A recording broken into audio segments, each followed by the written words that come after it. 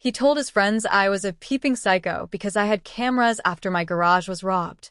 I asked him to stop. He said, "You made yourself a target." So, I pointed a new camera, one he couldn't see, right at his fence. What I caught last Friday changed everything. I moved into this house 2 years ago, right after my divorce was finalized. It's on a quiet street just outside of St. Louis. Nothing fancy, just old houses with small yards, cracked sidewalks, and neighbors who mostly keep to themselves. It was all I could afford, but I didn't mind. I wanted a place where I could start over without too much noise. For a while it worked. I'd go to work, come home, walk my dog, mow the lawn. I talked to a few of the neighbors now, and then. Most were polite, some a little cold, but nothing too strange. I kept my head down and minded my own business. Then last October, someone broke into my garage. They didn't just take little stuff. They cleaned me out. My mountain bike, my power tools, even the stupid old cooler I used for tailgates. They popped the back lock, got in, and took their time. I only noticed the next morning when I went out to grab something before work. I called the police. They showed up, asked a few questions, wrote it down, but I could tell they weren't going to do much. No cameras, no witnesses. They said they'd keep an eye out but didn't sound hopeful. That's when I decided to install cameras. I put one over the garage, another by the front door, and a third facing the backyard. They weren't hidden. I wasn't trying to spy on anyone. I just didn't want this to happen again. That week, I noticed Jeremy watching me from his porch. He lives next door, just to the left of me. Younger guy, probably mid-30s, always got a truck in the driveway and buddies hanging around drinking late. He never said much to me before, just the occasional nod. When I was up on the ladder, wiring one of the cameras, I saw him standing with a beer in hand, smirking. He didn't say anything, but the look said enough. It started with the jokes. At first, I thought I was being paranoid. But the things they were saying in the backyard, loud enough for me to hear through the fence, started getting under my skin. "Better watch out, the spy's watching. Don't be back here, he's probably filming." One of them called me a peeping psycho, and they all laughed like it was the funniest thing they ever heard. I tried to ignore it. I told myself they'd get bored and move on. But it kept happening. Over and over. They started doing it louder. Not just when I was outside, but even when I was inside, and the windows were open. Then Fran, my neighbor on the other side, a retired lady who works in her garden all day, mentioned something offhand. She said, "Jeremy said you got cameras pointed at everybody. That you're watching women walk by. That true?" I was stunned. I said, "What?" "No." "I put them up because my garage got broken into." She just shrugged and said, "People talk," and went back to pruning her roses. That night, I couldn't sleep. I sat there thinking about how people looked at me now. How I'd noticed folks glancing at the house when they walked by. Like I was some kind of threat. It made my skin crawl. I wasn't doing anything wrong. I was protecting my home. I decided to talk to him. I waited until he was out in the yard alone and walked over to the fence. I said, "Hey, Jeremy, can I ask you something?" He looked up real casual. "Yeah. I heard you've been telling people I'm spying on the neighborhood. Can you stop saying that? It's not true. My place got broken into. That's why I put the cameras up." He didn't even pretend to be sorry. He just grinned and said, "You made yourself a target, man. People don't like being watched." Then he laughed and turned his back on me. Just like that. I stood there for a second, stunned. Then I went back inside and closed the door. That was it. I was done letting this go. I installed one more camera. Not on the house. This one was small, about the size of a golf ball. Battery powered. Motion triggered. I mounted it high up on a tree in the back corner of my yard, where the fence dips just slightly. From that angle, it had a perfect view of Jeremy's side walkway, the narrow path that runs between his house and the fence. You couldn't see the camera unless you knew exactly where to look. I didn't feel good about it, but I was tired of being made out to be the bad guy. I wanted proof, just in case he tried to mess with my stuff. I told myself it was just for protection. Weeks went by. I checked the footage every few days. Nothing much. Just Jeremy and his friends drinking, laughing, smoking. I was starting to think maybe I'd overreacted. Then last Friday happened. It was about 2:30 in the morning. I wasn't sleeping well. My dog kept pacing and barking toward the back door, like he was hearing something. I went through the camera footage the next morning just to see if there was anything there. At first, it looked like nothing. Then around 2:11 a.m., motion was triggered. I saw Jeremy, shirtless, sweating, dragging something behind him. A large, heavy-looking tarp, folded over and tied up. My first thought was, is that a body? I felt sick. I watched again. Slower this time. It wasn't a body. It was a big wooden crate, about the size of a small trunk. He was dragging it along the walkway toward the back gate. Took him 2 tries to get it open. He looked around, then disappeared into the alley with it. He came back 45 minutes later, empty-handed. I didn't know what to do. I saved the clip. Then I looked at the next motion alert, time-stamped 3:16 a.m. This one made my blood run cold.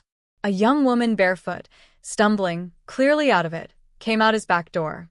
She looked terrified, like she didn't know where she was. Before she could make it past the gate, Jeremy came running out. He grabbed her arm, yanked her back. She screamed, just once, and then he dragged her inside again. I froze. I must have watched that clip a dozen times. I felt sick. I didn't sleep. I backed up all the footage. Every clip. Saved it to 2 different USB drives. I printed stills. Wrote down timestamps. The next morning, I called the police. I didn't give my name. I just said there was suspicious activity, gave the address, and said they needed to check it out. What happened next? Well, let's just say it turned everything upside down. The cops showed up late that afternoon. Unmarked car at first, then 2 patrol cars about 20 minutes later. I watched from inside. Didn't move from the window. They knocked on Jeremy's door. He answered like nothing was wrong, wearing a ball cap and chewing sunflower seeds. I couldn't hear what was being said, but his posture changed real quick when they started pointing toward the alley. He got stiff. Tried to laugh it off. Then they asked to come inside. He said no. So they left. For about 10 minutes, I thought maybe they'd let it go. Then a 4th car pulled up. Plain clothes. This guy had a clipboard and talked real quiet to one of the officers. I saw them point at my camera. My hidden one. That's when I panicked a little. I didn't know if I'd broken any laws. I didn't want to be dragged into this.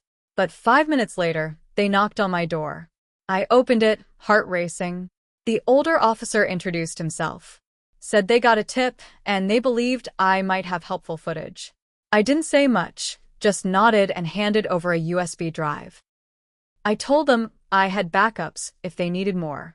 They didn't ask how I got the angle. That night, I couldn't sleep. I watched the alley from my window, like it was a movie. No lights on at Jeremy's. No movement. Around midnight, he came outside. Alone. Hood up. Bag slung over his shoulder. He looked around like he was expecting someone. Then he started walking down the alley toward the street. I called it in again. Told them I thought he might be leaving. They caught him 2 blocks away. I don't know all the details, but I know they found something in that crate. They brought dogs, dug up part of a lot he used to do demo work on. They kept his house taped off for 2 full days. But here's the twist I didn't see coming. That girl. The one he dragged back inside? She wasn't reported missing. Turns out she was from out of town. No ID. Looked like she'd been staying there for a while. When the cops finally released a statement, they said it was an ongoing investigation involving potential trafficking and unlawful confinement. That's when the FBI showed up. And suddenly, Jeremy wasn't just my asshole neighbor anymore. He was the center of a federal case. They started knocking on other doors too, asking questions. About noises. About visitors. About missing people. Most folks didn't know anything. Except Fran. She told them something that chilled me. Apparently, last summer, she saw Jeremy carry something to his truck late at night. Something that looked like a girl. She thought maybe it was just a drunk girlfriend or something. But now she wasn't sure. She said, I didn't want to get involved. But maybe I should have said something sooner. A few days later, my doorbell rang. It was early, before 8 a.m., and I wasn't expecting anyone. When I opened the door, there was a woman standing there. Mid-30s, professional-looking. She flashed a badge. FBI. She asked if she could come in and talk. I let her. My hands were shaking, but I didn't show it. She sat at my kitchen table and pulled out a manila folder. "You were the one who submitted the footage," she said. It wasn't a question. I nodded. She said they'd traced Jeremy's movements for the past 3 months, and the footage I gave them filled a gap. But now they were looking back even further. "We have reason to believe he's been active longer than we initially thought," she said. Then she opened the folder and slid a photo across the table. It was a girl, maybe early 20s. Black hair, nervous smile. Missing poster-style photo. "Do you recognize her?" I didn't. I told her no. She was last seen in Jefferson City, 5 months ago. Her phone pinged near here once, then went dead. Then another photo. A different girl. Then another. All missing. All within the last year. All from towns less than 2 hours away. "We think your neighbor was using construction jobs as cover," she said. "He'd travel, scout places. Meet women in vulnerable situations. Then they'd vanish." My stomach turned. I asked if the woman in my footage, the one he dragged back inside, was okay. She didn't answer right away. Just stared at the table. Then she said quietly, "She's in protective care. Severely malnourished. Still not speaking." That hit me harder than I expected. But what she said next hit even harder. "We found more hidden cameras in his basement. Not just cameras, files. Footage. Labeled by dates and initials. Some of them go back over 3 years." I felt like throwing up. And then she looked at me differently. "You said you installed your cameras after break-in?" "Yeah," I said. "Last fall." She pulled out one more photo. It was a blurry still from a different camera, city surveillance. Grainy, hard to make out, but clear enough to recognize Jeremy's truck. Parked near my alley. From the night before my garage was broken into. That was the moment I realized Jeremy was the one who broke into my garage. He did it to test me. To see what I'd do. And when I put up cameras, he turned it into a joke. Called me a psycho. Tried to shame me into taking them down. He wanted privacy because what he was hiding needed darkness. He was trying to silence me before I even knew what I was seeing. After the FBI left, I just sat there. For hours. Didn't eat. Barely moved. All I kept thinking was, he broke into my garage. He planned that. It wasn't random. It was part of something bigger. And the only reason I found out anything was because my dog barked at a fence. The next few days, things changed fast around the neighborhood. News vans started showing up. Reporters knocking on doors, asking if anyone had seen anything unusual. Most people played dumb. A few started acting like they always suspected something, but I knew they hadn't. Then one morning I got a letter in the mail. No return address. Just my name and house number, handwritten. Inside was a single sheet of paper. "I know what you did," it said. That was it. At first, I thought it was some messed up prank. But then I looked closer. The writing looked rushed, like whoever wrote it was angry or nervous. And there was a smudge in the corner that looked like dirt or maybe grease. I called the FBI contact. She told me not to worry but to be careful. That same day, they found something else. A second location. A storage unit Jeremy had rented under a fake name. It was in a nearby industrial area, about 25 minutes from here.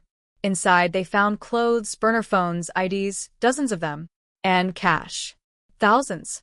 Stashed in different envelopes labeled with different state names.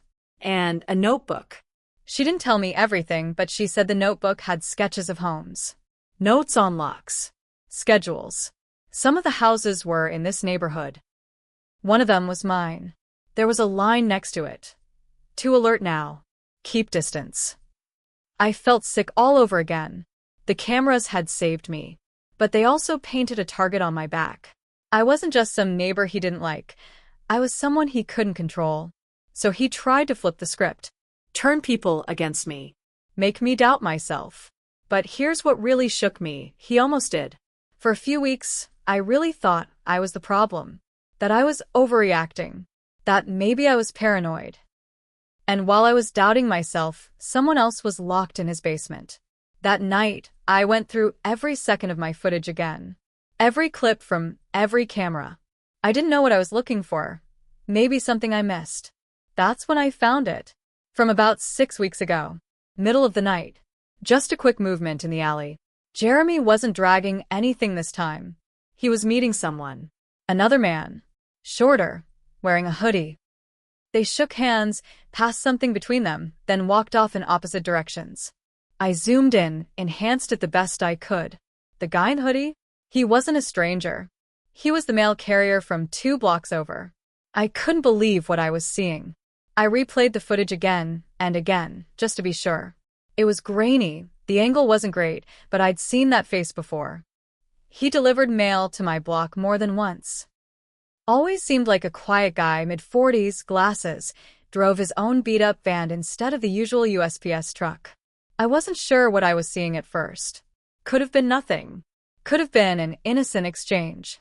But something about the way they met, late at night, no words, just a quick handoff, it didn't sit right. I didn't call the police right away. I waited.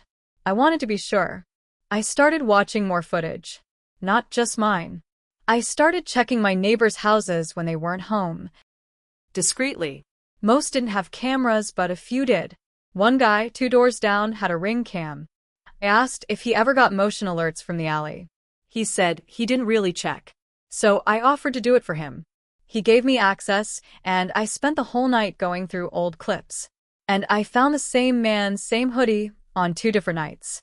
Walking alone down the alley. Both times he stopped at Jeremy's back gate. Never knocked. Just stood there, looked around, and then walked away. I sent all the footage to the agent. She called me the next morning. Told me to keep it quiet. Said they were already looking at other people who might have helped Jeremy stay off the radar. But there was more. She asked if I'd noticed anyone watching my house. I hadn't. At least, I didn't think I had. But after she said that, I started paying closer attention. I moved one of my cameras just slightly so it could catch the street more clearly. 2 nights later, I saw him. Not the mail carrier. Someone else. A man in a black hoodie, standing on the sidewalk across from my house, hands in his pockets. He stayed there for 5 full minutes, just looking at my front door. Then he walked away. Next night, same thing. I called the FBI again. They said they were tracking communications tied to Jeremy's contacts. They thought there might be a small ring, people who knew what he was doing, even helped him in small ways. Not full partners. Just enablers. People who stayed quiet or helped cover his tracks. They told me to stay inside at night. Keep the lights on. Keep the cameras running. That was 3 days ago. Last night, one of my cameras cut out for 3 minutes. Just 3. Motion alert was triggered. When the feed came back, everything looked normal. But this morning, I found a rock in my backyard, wrapped in duct tape. Inside the tape, a flash drive. I didn't touch the flash drive at first. Just stared at it on the kitchen table, duct tape still stuck to one side of it, dirt in the creases. It felt like a message. Not a threat, not a gift, just something meant to make me feel exposed. I plugged it into an old laptop I hadn't used in years, one that wasn't connected to any of my accounts. I disabled the Wi-Fi before I did it. There were 2 files on the drive. No labels. No folders. Just 1.mp4 and 2.mp4. The first one started in darkness. Faint sounds. Then a small light, like from a lighter or a candle, came on. It was inside a basement, or something like it. Cold floor, brick walls, and a girl. Young. Early 20s. Sitting on a mattress with her knees pulled to her chest. Shaking. Jeremy's voice came from off-camera. Look up. She didn't. So he said it again, louder. Look up. She looked at the camera. And I'll never forget her face. Because she was the same girl I saw stumble out of his back door. Same one the FBI said was in protective care. She didn't say anything in the video. Just looked at the camera for maybe 10 seconds. Then the light went out. That was it. The second file was worse. It wasn't the girl this time, it was me. Footage of me in my backyard, taken from across the fence. From Jeremy's side. It wasn't from one of my own cameras. This was handheld, shaky, zoomed in from a dark corner. I was picking up dog poop, drinking coffee, just walking around. Totally unaware. Then a close-up shot through my living room window. Me, watching TV. In my own house. They'd been watching me. I turned off the laptop, unplugged it, shoved the drive in a drawer, and locked it. Called the agent again. She didn't even sound surprised. "We think you've been on their list for a while," she said. "It's possible they saw you as a problem long before you realized." I asked, "Why give me this? Why now?" She was quiet for a second. Then she said, "Sometimes they want to remind you they're still out there." I still keep the cameras up. Every single one. I check them more than I should. I don't sleep right. I flinch when someone knocks, even if it's just a delivery. People in the neighborhood finally stopped avoiding me, but I don't care much about that anymore. I think what gets me most is how close I came to believing I was the crazy one. All because a man who smiled when he barbecued next door decided I was easier to discredit than ignore. And the part one can't stop thinking about? He wasn't working alone. And I don't think the rest of them are done.